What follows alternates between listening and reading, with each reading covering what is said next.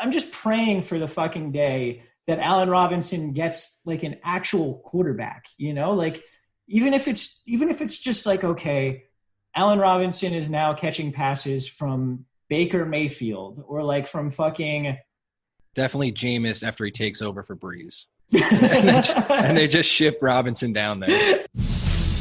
You're listening to Let's Talk Fantasy Football, where men of fantasy genius have realized, hey guys, we don't need real football skills to dominate on the fantasy field. Yeah. So slap on your pads and grab your helmet. Shit's about to get real. Welcome back, everybody, to another edition of Let's Talk Fantasy Football. I'm your host tonight. My name is Nick Walsh, and I am here with my good friend. We are reuniting the dream team. I am here with Vinny Gonzalez. Vinny, what's going on, dude? Not much, dude. Good to be back, as always. Yeah, good to be back for another division preview. I know this is not football, but nice beer crack on this. Yeah, try to do it slow. Let everyone know what we're here to do. I'm going to smash my glass of whiskey so to make some sort of sound effect. I am also drinking. But yeah, I mean, we have, you know, we have sports slowly coming back. It seems like the NFL is, you know, not going to let anything derail it. Today we have the PGA, or I guess yesterday. We're recording this on Friday, 6/12. So yesterday we had the PGA Tour return with no fans, of course, but that has been nice. It satisfied my craving for some daily fantasy sports. I got 6 out of 6 in my lineup through the cut today, so that's looking nice. And you know, what better way to spend a Friday than constantly refreshing the PGA leaderboard pages to see how Joaquin Niemann and Doc Redman are golfing, see if they're going to make the cut, you know. Dear God. Yeah, so that's where I'm at with my life. But I anyway. mean, I watched a fucking full NASCAR. I almost said game, but that was interesting too. I don't know. I was like pretty like brought into it. I don't know. Whenever you're gambling on something, though, it really changes the whole fucking thing. So yeah, I can't complain that you're doing that. Yeah, I mean, NASCAR to me, like I always, because my dad was a big NASCAR fan, so like I always liked watching like the last 50 laps or so. I never go out of my way to do it, but it was always like whenever it was on, I was like, yeah, this is fun, you know? Yeah. It was cool. Definitely the last couple laps, I'm just like, all right, now I get it. This is definitely what it's about. The middle couple hundred laps are a little tough. Like that's when you like you watch the beginning, you get like the first maybe like 10 to 50 laps in, then you like go outside and mow the lawn, and then you come back, in and you watch the last 50 laps. I feel like that's how NASCAR is supposed to work. But. See, I watched the whole thing. I wanted to really take it in for like the first time, and I was just like, okay, the middle really sucks. But otherwise pretty decent. I don't know. I had fun with it. I doubt I'm going to keep up with it, but we had our time. Yeah, we watched that UFC fight. I've been like putting DraftKings lineups in on UFC. Like I won a lot the first one and then have not won since then. So, you know, well, I think me and UFC are going to, you know, go back to arms distance and again at this point. But, you know, normally during the summer, I've got like my March through July, like run of like following golf and playing daily fantasy golf each weekend. So glad to have some of that back, but that's not what we're here for today. We are here to discuss the NFC North and to preview the NFC North, the second of our division previews. If you missed the first ones, we did do the AFC East. So if you want to hear us talk about how shitty the Patriots are going to be, or we hope they're going to be, then go ahead and check those out. There's 2 parts to it. Go ahead and check out both of them for those. And today we're going to go through part 1 of the NFC North. So that's going to be your Detroit Lions and your Chicago Bears. Interesting stuff, I think, from both teams. I have some takes for sure that I'm going to fire off. And then obviously part 2 will be the Vikings and the Packers. And if all goes according to plan, we will even have a little bit of commentary from Fearless Leader Shrek for part 2. So keep an eye out for that. Vinny, you got anything else for the people, or should we dive right into the Lions? Let's dive. All right. So the Lions last year were fucking terrible. They finished 3-12. I think you can attribute a lot of that to Matthew Stafford only played 8 games in the year. The second half of the season was on the shoulders of Jeff Driscoll and David Blau. Never really going to work out too well. So, they didn't play well. The defense was bad. They finished poorly. They got a high draft pick. They took Jeff Okudah, the cornerback from Ohio State. And now we've got Matthew Stafford coming back, assumedly healthy, with a pretty similar team overall. And, we're looking at, I think, a pretty interesting team. Their 2020 win total is only 6.5. I personally find that a little bit undervalued, and I really think this could be the sleeper team in the division. So we'll get into it a little bit, but the offensive coordinator is still Darrell Bevell. He really opened up the offense last year for Stafford, and I think the evidence of that, and this was something I honestly didn't realize until after the season when I actually looked at all the stats. When Matthew Stafford got hurt halfway through the season, he was 4th among quarterbacks in fantasy points per game. So right ahead of Jameis Winston, where Jameis Winston finished, and right behind, I believe, Dak Prescott, but I could be, or I forget exactly. I'm sorry. Anyway, sounds right. Yeah, Dak might have been 5th, and it might have been Deshaun Watson. I don't know exactly, but Stafford was like great after those couple years with Jim Bob Cooter, where he was dinking and dunking all over the place. Bevell really let him show off that arm strength and throw the ball deep to, guys like Kenny Golladay and Marvin Jones. So going into this year, where do you value Stafford among quarterbacks? I think I kind of view him in like the Phillip Rivers range where he always is. Like, I'm not going to overextend myself to get him, but he's an absolute value, like no matter where he goes, because it's going to be late in drafts. No one's really gunning for him, but he can absolutely be a top 5 quarterback. And that's probably how you really should always view someone like a Rivers or a Stafford.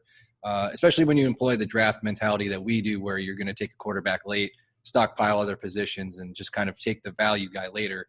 He should absolutely be targeted and viewed like that, because Stafford's done it before, coming back healthy from the back surgeries and whatnot. So really looking forward to probably having him on a lot of my teams where I'm waiting for quarterback, because that's usually what we do anyway.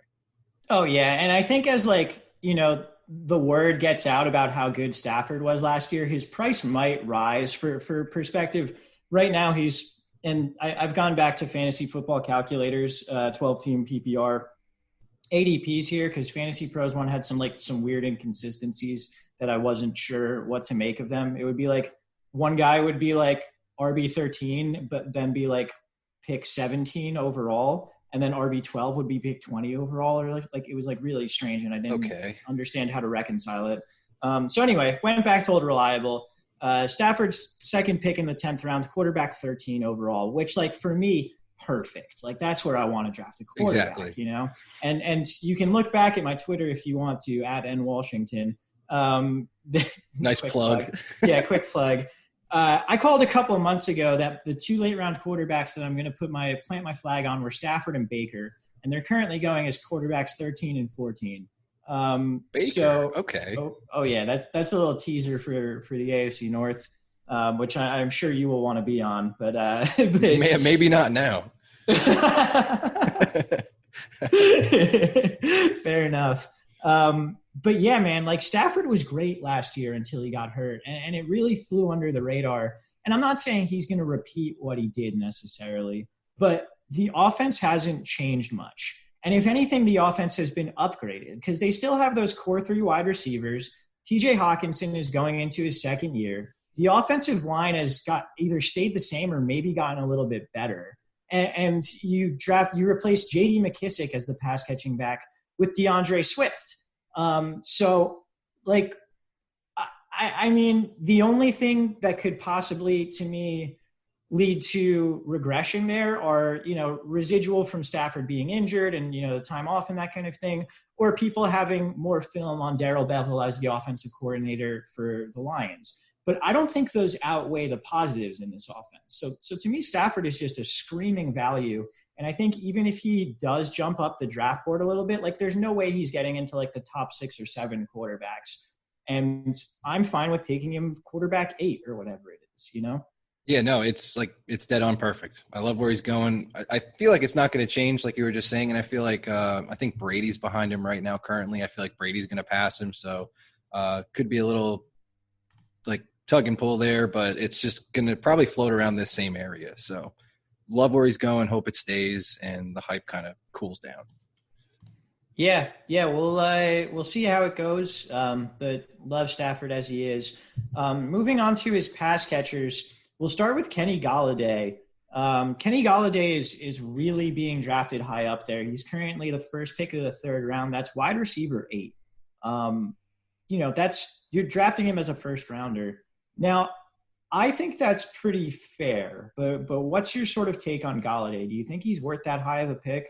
At first, I was like, you got to be fucking kidding me. Because, like, when you look at it on paper, you're just like, this is way too expensive for Kenny Golladay. And it's really not. Like, looking at the guys around him right now, it's like the mix of Golladay, Evans, Amari Cooper, Thielen. It's like it's basically preference. I don't know, it's kind of a cop-out thing to say, but Kenny Golladay is like a fucking stud. And whenever Matthew Stafford is on the field with him, he's going to throw deep to him. He's going to target him. I think it's like an average of 8 targets per game. So he'll have a high volume, high touchdown upside, and the dude is a stud. So I like what you're doing there, and it seems like a high price, but it's really not for what you're getting. Yeah, very much so. I think the thing to keep in mind when you do draft Golladay is that his ceiling and the way that he was used last year is like 2019 Mike Evans, where, 1 week maybe he has 3 targets, but then the next week he has 9 targets and he goes off for 200 yards and 3 touchdowns, So I think that's something to preface with all of these pass catchers for the Lions, is that you should expect wild inconsistency. And I think that's what makes Golladay, such a slam dunk option over guys like Jones and Amendola. Jones and Amendola are within the range where you're going to have to make start-sit decisions on them every single week. You're going to have other wide receivers in that range where you're going to look at matchup and be like, fuck, who do I play here? And then maybe you miss a Marvin Jones 3-touchdown game. Kenny Golladay, when you draft him as the eighth wide receiver off the board, he's in your lineup every single week. So, yeah, maybe you get those down games, but you're also absolutely getting those up games from him. You're getting those games where he, puts out 200 yards and 2 touchdowns or whatever the case may be. And you referenced it before, but just to talk about his stats with Stafford last year, when Stafford was playing, he averaged 7.75 targets a game, just over 4 catches a game, 80 yards, and almost a touchdown a game. But within that, again, talking about the inconsistency, he had 4 100-plus yard games and 2 multi-touchdown games. So the big weeks were there. And even after Stafford was gone, the big weeks still continued to be there. So if we can get a full season out of Stafford, Kenny Golladay is going to be, one of those inconsistent guy, but he will win you weeks single-handedly, I think, this year. Yeah, and his targets just seem more valuable than some of the guys that are going around him at this time. Stafford's going to go deep, and they're going to get chunk plays out of Golladay no matter what. So I feel like you're not really gambling on too much there because he's going to get results out of those targets. Yeah, absolutely. Let's move on to Marvin Jones and Danny Amendola. Amendola isn't being drafted currently. I don't think that's entirely wrong because he was just really, really inconsistent. He did have a couple spike weeks last year. But Marvin Jones going at wide receiver 41, 8th pick in the 9th round. I just mentioned that he's going to be harder to deal with because you're going to have to make start-sit decisions. But listen to these stat lines from when Stafford was healthy between Golladay and Marvin. And tell me really what the difference is here. So Golladay, 62 targets, 35 catches, 640 yards, 7 touchdowns. Marvin Jones in those same 8 games, 57 targets, 42 catches, 535 yards, 6 touchdowns. That's not 6 rounds worth of difference. Completely fair. It's tough to gauge with Marvin Jones because even worse than – I guess the inconsistencies from Kenny Golladay that you get a lot of it with Marvin Jones because he's so touchdown dependent. Even though he might be on paper looking very similar, it's a very different sort of skill set Marvin Jones has, and he's kind of this weird burner that'll catch heavily contested touchdown passes here and there, but his blow-up games are fucking massive when they do happen. And I think it's one of those where if Kenny Golladay has a rough-ass matchup, it's very easy where you can look at your team and just be like, all right, I'm going to flex Marvin Jones this week because he's going to destroy whoever the fuck he's on. And we've called a bunch of weeks like that in the last couple of years when he's been on the Lions. Yeah, definitely. You can – it's a dangerous game trying to predict Marvin Jones spike weeks. I'm playing devil's advocate with myself right now with the points that I'm making, but like it's really because I don't know, because on paper, like, he seems like such a good option, but he's going to be inconsistent. I think he should be drafted a little bit higher than wide receiver 41, just because you are going to get some of those spike weeks. And if you time him right, goddamn, you are going to be happy. That 1 week with 4 touchdowns last year, pretty wild. And even outside of that, he had two other weeks with over 100 yards. So, interesting guy, a guy that I'm not necessarily going out of my way to target right now, but I do think should be higher than wide receiver 41. If you miss out on Golladay, are you going to target Marvin Jones more so just to get like a piece of the action, or are you just kind of looking elsewhere? That's interesting. I don't know if I'm targeting him more in any sort of way, but one thing that just brought to mind, so bear with me because I'm like,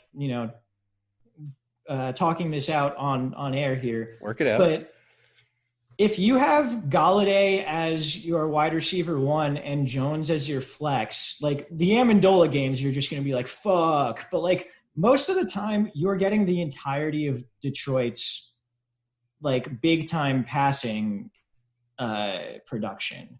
Do you think that sucks? I think it sucks usually when you own 2 wide receivers in the same game. It's very difficult. I mean, I don't know, because you're really – But these guys are such spike week guys, even Golladay. Like, but to have both of them? You're guaranteeing yourself a spike week from one of them almost. I mean, outside of like the 3 games of the year where it's either Amendola or Hawkinson. Maybe it's more than 3 for Hawkinson this year. I don't know. It's an incredibly interesting strategy, though. I think you're guaranteeing yourself like 12 spike games like during the year, like that's awesome. And even if the other guy doesn't perform, if Golladay and Jones combine for fucking 40 fantasy points every week, who cares whether it's 30 points from one and 10 from the other, or like, like it doesn't matter. This is hard to wrap my head around. Like it really is. I'm just like, it makes total sense. But every single week, if I'm putting both of these guys in, I would just be very, very confused. That's definitely fair. And that's probably more like for a league where you're starting 3 wide receivers rather than 2. And then maybe you have a wide receiver eligible flex. Maybe that's more of a strategy for that, where you can sort of guarantee yourself a little bit more of a floor. You're also really putting all your eggs in one basket. Just like, all right, Detroit Lions, I'm all the fuck in. And then I'm going to draft Stafford in like the 10th round, and that's Hawkinson maybe too. Yeah, just stack the Lions and carry it to a 5th place finish. Yeah, really get all the boom weeks from the Lions. Okay, maybe I'm getting a little bit overboard here. I'm getting a little bit excited. But do you have differing opinions on Amendola not being drafted? No, that's totally fine. He was fool's gold many weeks. So it's just like, he'll pop up every now and then, and just don't pick him up. Okay, fair enough. And then the other thing we should mention with the wide receivers is they did sign Geronimo Allison. My expectation is that the starters will stay the same. And Allison will if any one of these guys were to get hurt, I would assume that Allison would just move into that role. I know he's primarily been a slot guy, but the situation just strikes me as one where he, he's the first guy off the bench for whatever position is needed. Yeah, I don't really see him making a huge impact.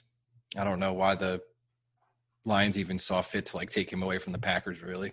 Yeah, I mean, it's just depth at that point. All right, so let's move on to tight end, where we've got TJ Hawkinson going into his 2nd year.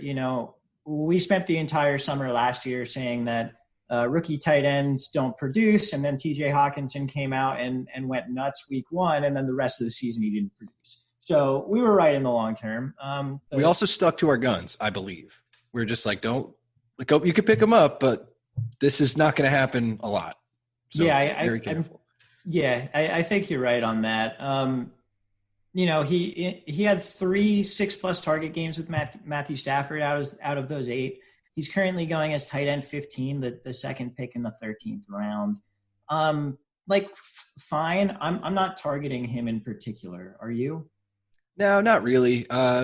Again, probably going to say this every time we talk tight end. I don't fucking care, but it's just funny to see the drop off from like him going top 10 last year to now. It's just like, I never understand the drop offs because he can only get better, but he also got fucked up, like concussed. So I feel like he's just going to improve, but if you're going to pick him late, again, you're probably going to ride on some boomer bust weeks big time. And I don't really feel like the target share is going to be there for him like it is with some other tight ends. Yeah, that's definitely fair. He's. I'm trying to have a different tight end strategy than picking TJ Hawkinson. I'll say that. So let's move to the running game. And before we jump into that, just touching on the offensive line. Last year they were 20th in rushing offensive line production according to Football Outsiders, 19th in passing. They got rid of Graham Glasgow, but they did sign Vaitai from Philly to a gigantic deal, and he's pretty much an upgrade. He played guard for Philly last year, but is expected to play tackle for the Lions. I think this is a pretty good offensive line situation. I think it can help both the running game and the passing game, and I think it can build on last year's production for sure. That being said, we've got Kerryon Johnson as the assumed early down running back. He only had 15 targets in his 8 games last year. And now we've got DeAndre Swift as the guy who will likely be the pass catching back for the team. He was widely considered the best pass catching back in the draft this year. It was kind of a surprise when they took him when they did. I certainly did not expect it. I think team value wise, they could have made a better pick than that. But we're here. We have DeAndre Swift. We have Kerryon Johnson. I was flabbergasted today when I looked at these ADPs, and maybe I shouldn't have been, but Kerryon Johnson going RB 42, 5th pick in the 9th round. DeAndre Swift going 3 rounds earlier, RB 29, 2nd pick in the 6th round. Like, does that seem right to you? No, it doesn't. But it's just, I think people falling off the hype of Kerryon Johnson after last year, where he didn't really, meet. He was like a 2nd round pick last year. Yeah, everyone was really hard for him, but it was like, you're making a mistake here. And then I think people are overcorrecting that. And then I think banking on the fact that Stafford's going to pass a ton to the pass catching back, who will probably be DeAndre Swift, but that's egregious in ADP. And I don't know how this is going to change outside of an injury, but it looks like people are already like pumping up Swift pretty hard. Yeah, I mean, Ty Johnson and J.D. McKissick combined for 73 targets last year. So, like, I guess if you're, like, just doing one-to-one math, you can be like, DeAndre Swift's going to get 73 targets. Like, he'll probably get 100 carries too. Like, is that a 6th-round pick? Like, maybe. I don't know. But, like, Kerryon Johnson's going to be the goal line back. He's going to be the guy on – He'll catch a few passes too. Like, it's amazing that everyone goes from Kerryon Johnson to be a workhorse back to, all right, I'm going to catch the guy who's going to have exclusive passing down work. It's like, no, because Kerryon Johnson can still do that. He just hasn't been healthy, carrying a full workload. And if these ADP stay, I might be more inclined to take Kerryon Johnson, even though this backfield is always kind of fucked. And Patricia's trying to be like a baby Belichick here, but it's not really something that I'm looking to do. But if Kerryon stays this low, I can't help but look at him. That's a fucking screaming value. It's right there. I just can't believe how people fall off guys like that. Like, he was such a good, like, upside kind of pick, and then it just kind of didn't work out. So all of a sudden it's just like, toss it in the trash. Swift is the dude. And he's still a guy where, like, I believe in his talent. Like, when he's had opportunities to catch passes and be up until last year, like, the whole thing was like, give Kerryon the full-time job, make him a workhorse. And now it's like, he's not good enough to be drafted ahead of, like, fucking Jordan Howard, like, he's not good enough to get drafted ahead of a fucking rookie that just got taken as of right now. Another point, again, like, I said I like Stafford and that sort of thing. I don't think these are mutually exclusive, but, like, the Lions defense was 28th in DVOA last year. I think their defense got significantly better, because if we look at the people who left, at the people that they lost, pretty much the only one who did jack shit last year was Devon Kennard, their outside linebacker, like pass rusher type guy. They lost 3 defensive tackles, none of whom, Damian Harrison, Mike Daniels, and Ashawn Robinson, none of whom were like crazy good last year. I know Darius Slay is a good cornerback. Pro Football Focus had him graded 85th out of 115 cornerbacks last year. Like, he was dealing with injury and he wasn't good. They lost Rashawn Melvin, 90th cornerback out of 115. And the guys they got to replace him were Jamie Collins at outside linebacker, who was 16th out of 89 in terms of PFF's linebacker ranks. They got Desmond Trufant, 34th ranked cornerback, who we know was a lockdown guy with Atlanta for a while.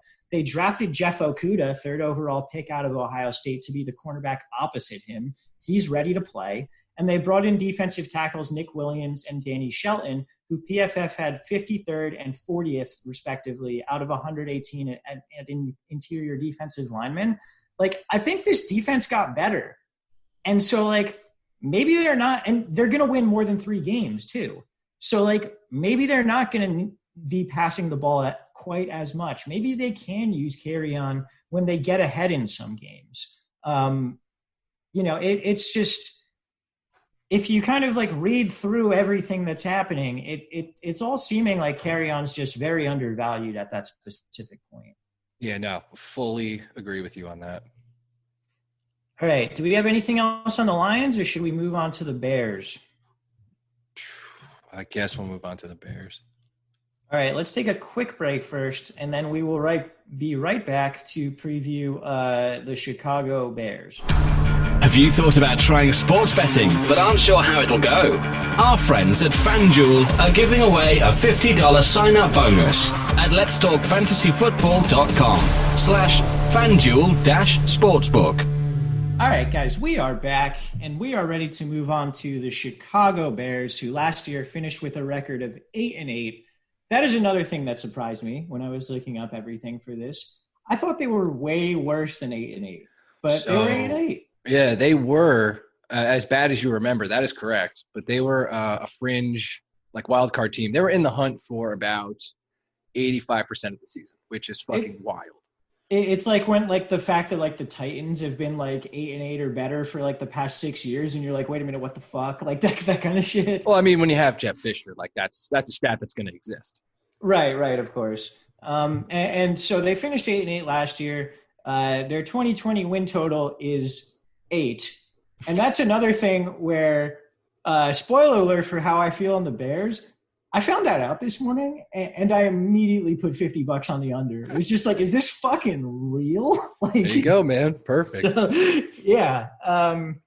The only difference in the coaching staff going into this year is Bill Lazor, of former fame as the Bengals offensive coordinator. Yes, that's his big claim to fame. I will never forget that one game where the Bengals played the Packers, where Bill Lazor was stepping in for the first time and just peppered A.J. Green. Like, I think it was the most targeted he's ever been in his career. I'm just like, that is how you keep a job all season. Yeah. And he did, even though he was terrible. Yeah. Well, he is now the offensive coordinator for the Bears, replacing Mark Helfrich, who was fired despite not being the play caller. Matt Nagy is still the play caller, and I would assume that would be the case going forward. So the Bears are an interesting team, right? Because 2018 for them was so good. The defense was incredible. Matt Nagy looked like a play calling genius. Trubisky was running the ball as well as throwing it, like, well enough to get away with it, you know? Mm-hmm. And then last year happens, and it seems like, you know, the defense regresses, and we talked about this with the Patriots last week. The defense goes from best in the league to 8th in the league, which isn't bad, but it's not best in the league. So, you know, that happens. Trubisky appears to not really be able to run anymore, or they don't want to use him as a running quarterback.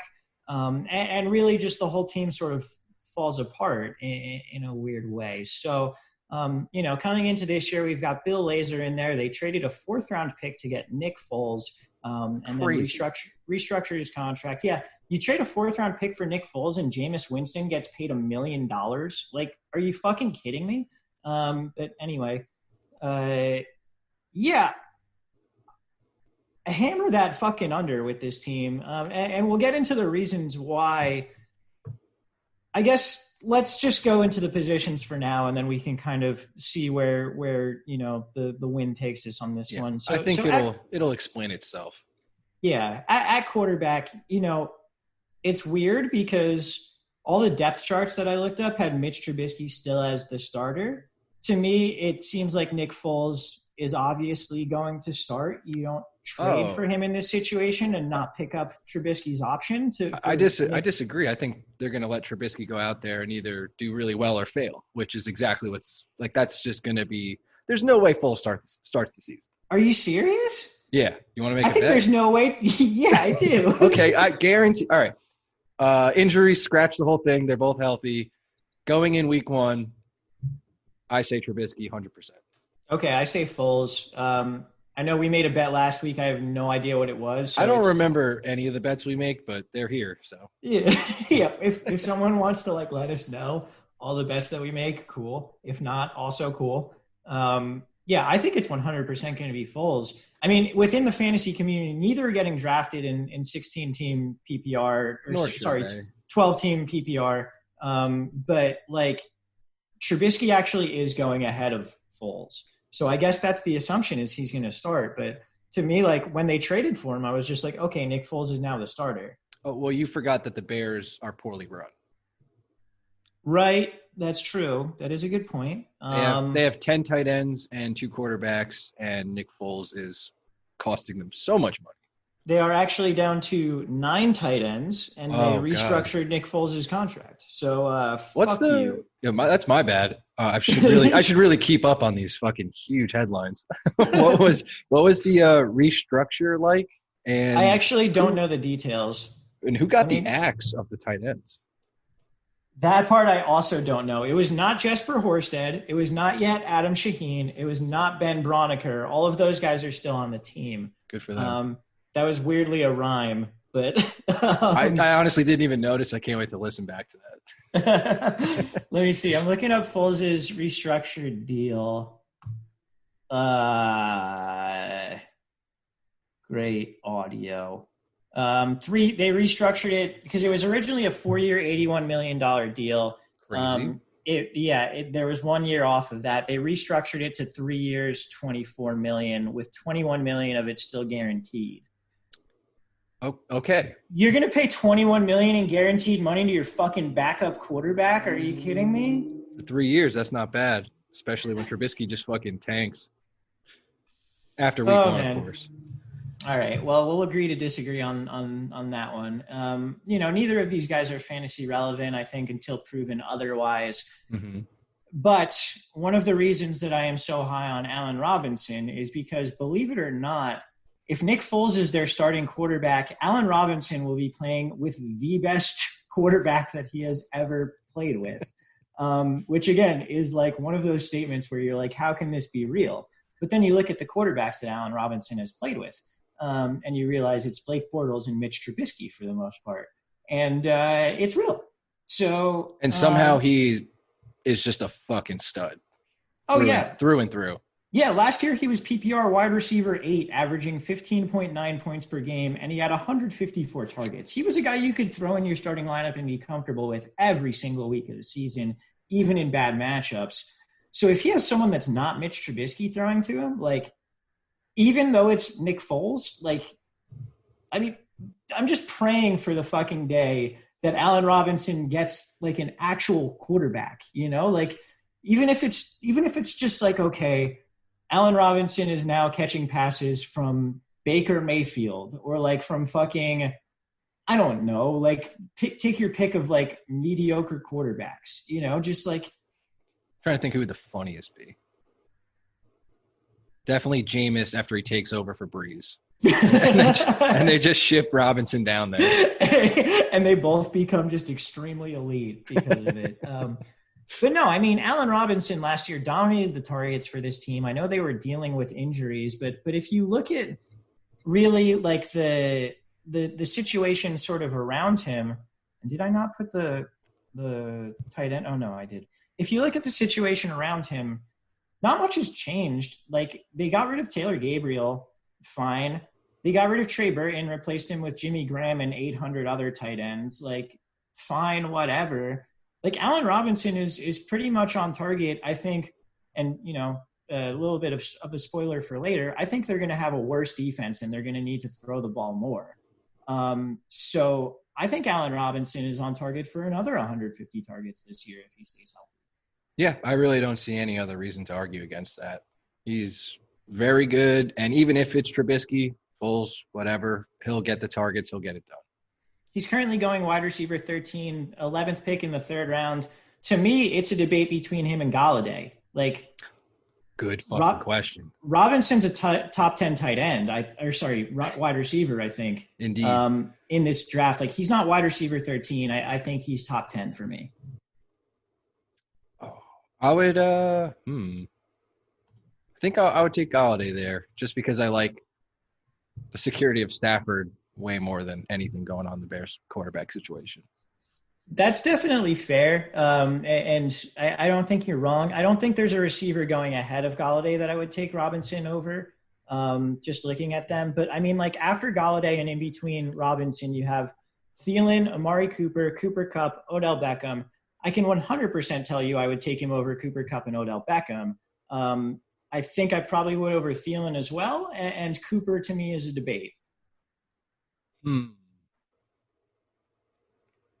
I would go Robinson over Cooper just because Dallas added a few other weapons, and I like the security of what Robinson is going to get volume-wise. Yeah, I mean, you're completely correct in those thoughts, I think. He's another guy who I think is currently a value going off the board right now, and we'll see what happens going through the rest of the summer. Getting to the rest of the wide receivers. Sorry, go ahead. I was going to say, do you remember where he was going last year? Because it was like 7th, 8th round. It was fucking ridiculous. Yeah, and I mean, like, that was kind of understandable because in 2018, coming off of his ACL injury, he kind of had a slow return to form. But last year, like, he was in form and he was one of the best wide receivers in the league and one of the most consistent wide receivers in the league with Mitch Trubisky at the helm. We've talked about it enough. Let's move on to the rest of the receivers here. Anthony Miller is, I guess, the de facto number 2 at this point because Taylor Gabriel is gone. I don't know whether he's going to play in the slot or not, or whether he's just going to be on the outside. Previously he had been in the slot. But from week 11 on last year, Anthony Miller averaged 7.9 targets a game. He did have a significant amount of variance with the peak being 15 and the low being 1. So it's not like bankable production, but he's definitely got a lot of upside. He's a guy where they signed Ted Ginn. They still have Cordarrelle Patterson. I guess maybe the move is to have Ted Ginn as the burner opposite Robinson and then Miller in the slot. Does that make sense? And then when they go 4 wide, they just have like Patterson and Ginn just running deep as fuck. I guess, or maybe they just put Patterson in the backfield, considering he's a better running back than David fucking Montgomery. But and another spoiler for later, maybe. Miller's currently going wide receiver 50, like 11th round. I can't hate anyone for taking that pick, and I also think like if you throw him into the 8th, 9th, 10th rounds, I'm fine with that as well. I'm really not about it. It's really Robinson or bust for me. I'm not going to target anyone else in the passing game for this team. Like, it's just Allen Robinson, de facto number 1 through and through, and I'm not really going to try and glean anything else out of the other weapons. That's definitely a fair way to look at it. I don't think it's the wrong way, but there's definitely some upside in Miller, I think, as well. The other guys are going to be way too inconsistent. At tight ends, they signed Jimmy Graham. They drafted Cole Kmet. They also have Demetrius Harris, Ben Broniker, and Adam Shaheen, and they have about 4 more guys that I did not list out still on their depth chart. Cole Kmet was the 2nd-round rookie out of Notre Dame, first tight end off the board. I mean, Jimmy Graham, they paid a lot of money to. He looked fucking washed last year. He looked bad. Cole Kmet, rookie tight ends don't do things, particularly when they're not getting 100% snaps. And if we're not taking either of those 2, then why would we take anyone else? Yeah, exactly. Don't waste your time here. All right, let's move to the running backs. So David Montgomery, really got like the workhorse sort of treatment last year from week 8 on. He only averaged 3.767 yards per carry and only got 35 targets on the year, but he was the de facto workhorse. He got all the goal line work. He was definitely usable on certain weeks. He's currently going as running back 24, the 6th pick in the 4th round. I'm just like so unopinionated on David Montgomery. You know, I don't know. I have a hard time with it too. I just really don't know where to go with it. Like, he could be the workhorse, but resulted in like less than Dick last year. Like, it wasn't worth it at all.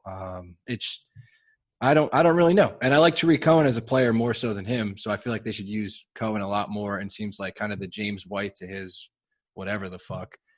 So I would probably be more likely to target Cohen in a draft than Montgomery anywhere.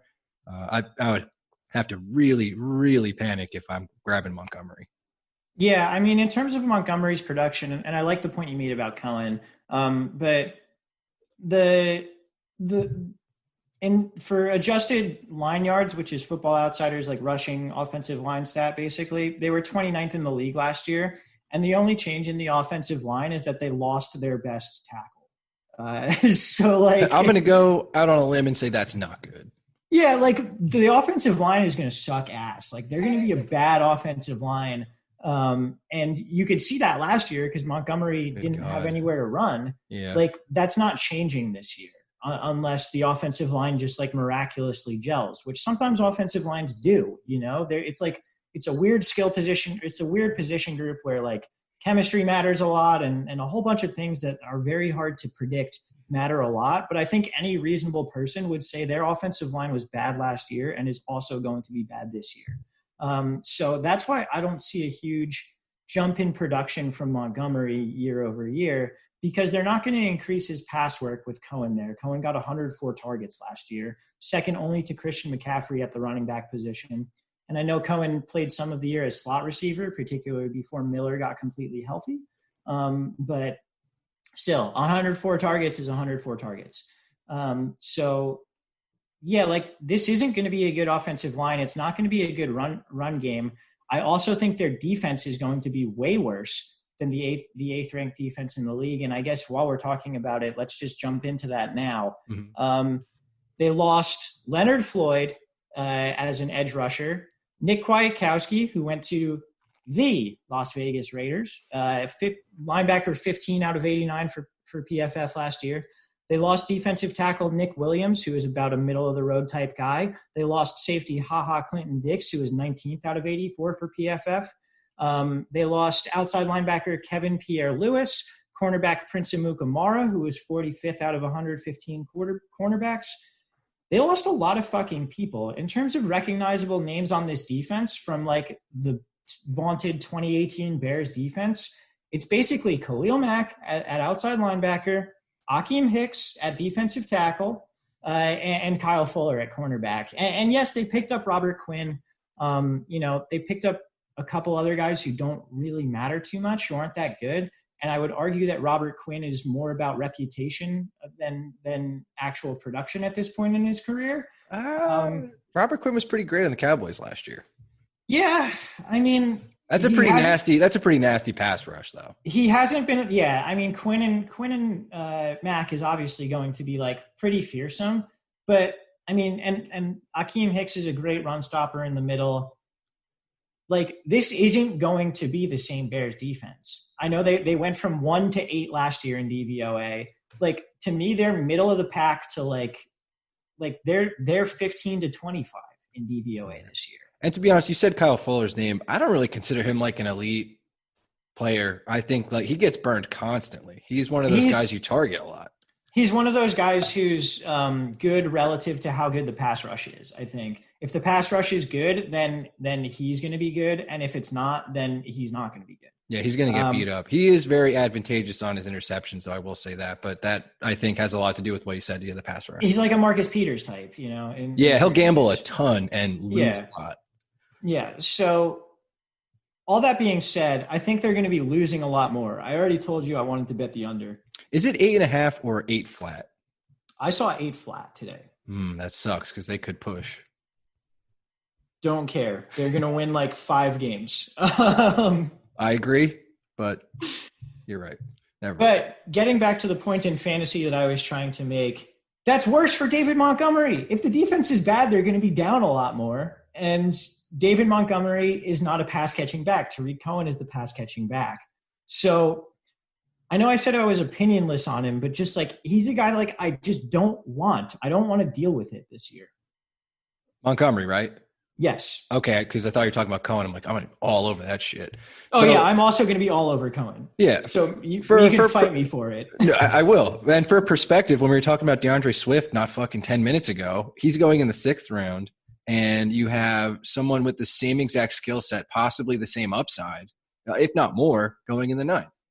Yeah, I mean, I said vacated targets last year from Ty Johnson and J.D. McKissick were 73 for DeAndre Smith.